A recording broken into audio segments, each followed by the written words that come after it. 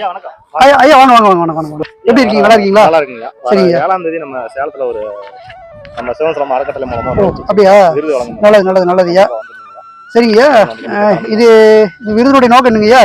அந்த சாலையோர மக்களுக்கு நம்ம ரெகுலரா சாப்பாடு கொடுத்து ஆமாங்கய்யா. ஆமாங்க. அதை வந்து நம்ம தினந்தோறும் நம்மளுடைய இதுலயே கொடுக்கறது கொஞ்சம் சிரமமா இருக்கு. சரி சரி சரி. எல்லா மக்களையும் இணைச்சு அவங்களோட துணையோட ஒவ்வொரு நாளைக்கும் சாப்பாடு கொடுத்து சரி சரி. நம்மளால செய்ய முடியாத ஒண்ணு வந்து அவங்க செஞ்சுட்டு இருக்காங்க.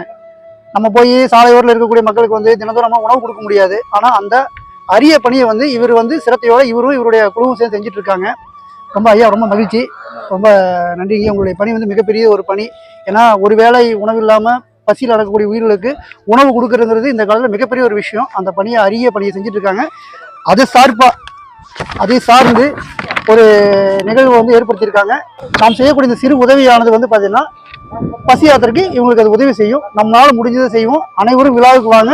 நன்றி, வணக்கம்.